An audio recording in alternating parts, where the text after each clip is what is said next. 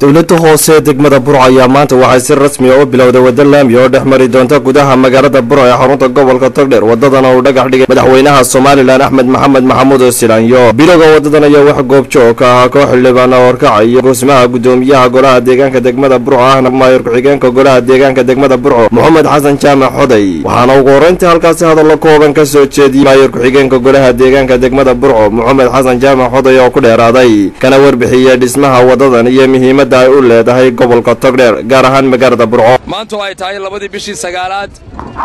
sida arkaysaan waxaanu hirgelinay ballanqaadkii hortiina aanu ka ballanqaadnay inaanu sameynayno 12 kilomitir wadadan aanu taaganay waa wadadii isku xidhaysay albowlaha magaalada u ahayd ee galeysay saylada kana bilaabaysay hoteelka loo yaqaan Cawaala Suqaar dabcan waxay u muuqataa saaka ilaahay subxaanahu wa ta'aala aan ugu mahad celinaynaa inuu noo suurto galiyay qorshahayagii iyo himiladayadii ahayd inaanu haddaanu nahay golaha deegaanka ee Burco inaanu magaalada Burco bilicdeeda iyo horumarinteedaba runtii qayb weyn ka qaadano halkan waxaan uga mahad celinaynaa dadweynaha reer Burco oo had iyo habeen garab taagan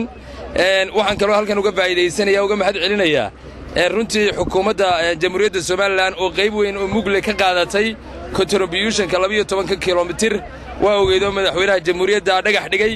waxaan halkan mahad labaad uga celinayaa wasiirka madaxtooyada Xirsi Xaaji Cali Xadir Biyashigayda madaxweynuhu bixiyay